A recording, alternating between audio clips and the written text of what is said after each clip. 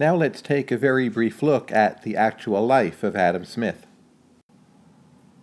Smith was born in 1723 and passed away in 1790. He came from Kirkcaldy, which is about 11 miles up the coast here from Edinburgh, another city which will play a role in our story. And by the way, Glasgow is over here, and this, of course, is Scotland, which is north of England.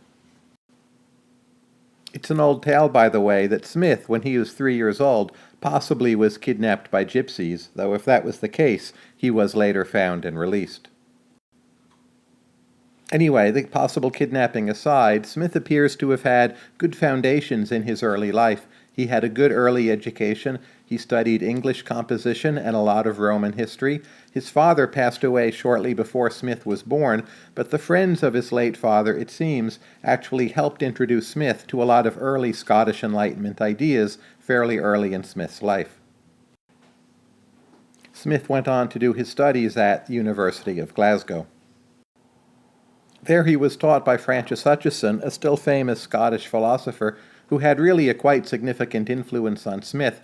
Hutcheson was an early utilitarian, and he also pioneered the notion that human beings have a natural or innate sympathy for each other, and this idea later played a major role in Smith's first book, Theory of Moral Sentiments.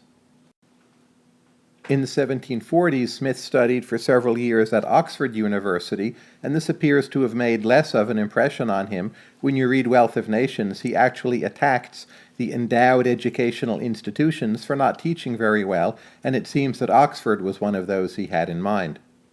Nonetheless, going to Oxford exposed Smith to the English economy, which was wealthier, of course, than the Scottish economy at the time, and when Smith first traveled to England, he notes that he was really quite struck by just how much better off and wealthier English agriculture was. Anyway, Smith ends up working as a freelance lecturer at the University of Edinburgh, and he worked under a kind of fee system where the greater the number of students he attracted to his class, the more he was paid. Smith overall was a popular lecturer, and he later endorsed this fee system in his Wealth of Nations. At Edinburgh, Smith taught philosophy, civil law and jurisprudence, and astronomy. By the way, some number of Smith's lectures later have been published. It was also in Edinburgh that Smith struck up a close friendship with David Hume. Hume was arguably the greatest philosopher of his era. He was also a very significant writer on economics. Until Hume's death in 1776, Smith and Hume were really quite close personally and intellectually. They exchanged manuscripts and ideas, and they had what was really one of the most formidable intellectual partnerships in the history of human ideas. Smith then moved on from Edinburgh, and from 1751 to 1764, he was a professor at the University of Glasgow. There he taught logic, English, rhetoric, and criticism, among other topics. Smith, in one of his letters, once said that this was the happiest and best time of his life. It also seems to be the time when he formulated and started writing up a lot of his basic and most fundamental ideas. In 1759, Smith publishes the first of his two major works, and that is called Theory of Moral Sentiments.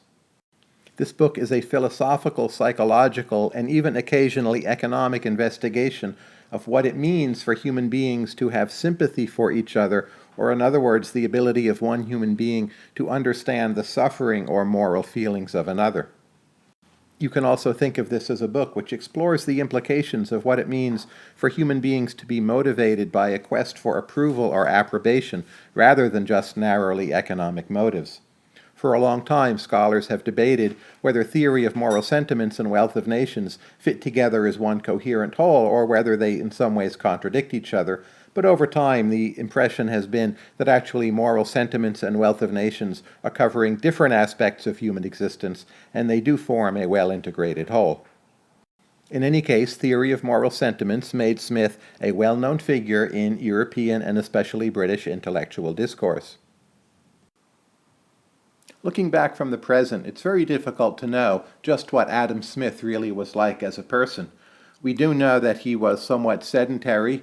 He loved very much to study. He never married or had a family. He remained close to his mother throughout the life of his mother, and as he was described, he was considered typically to be somewhat absent-minded, that he had strange ways of walking and talking. He was known to talk to himself a fair amount. Sometimes he would get carried away talking to others, communicating great amounts of detail very rapidly. One description of Smith ran as follows, and I quote, "He had a large nose, bulging eyes, a protruding lower lip, a nervous twitch, and a speech impediment."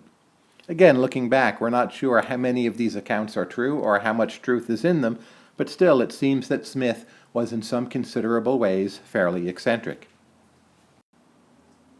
After Edinburgh, Smith starts working as a tutor, and this allows him to travel more. So in 1764, Smith makes a trip to the continent for about 2 years, and he ends up going to Geneva, Toulouse, and Paris. And of course there he's seeing some additional economies and political systems, and it seems this time had a great influence on the writing of Wealth of Nations.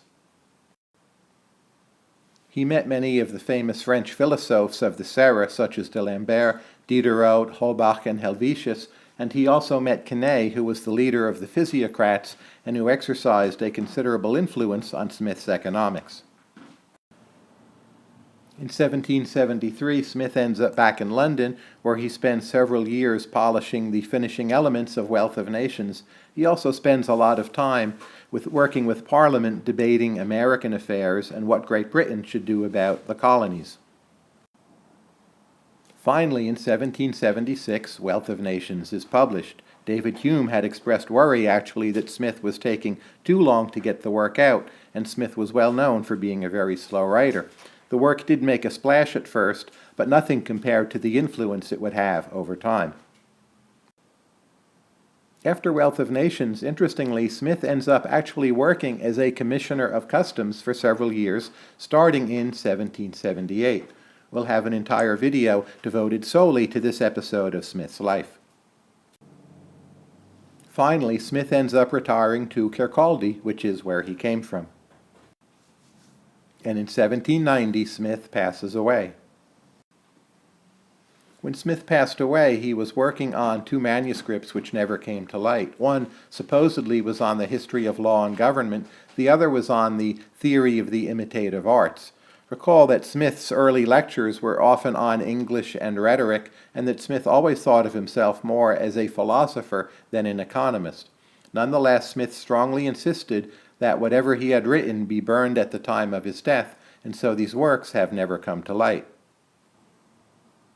For further reading on the life of Smith, the most classic biography is by Ian Ross. That's called simply The Life of Adam Smith.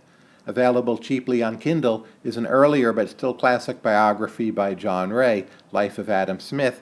A more recent work, which focuses on Smith's relations with the European continent, is by Nicholas Phillipson. Also, Google and Wikipedia will yield up many interesting smaller entries.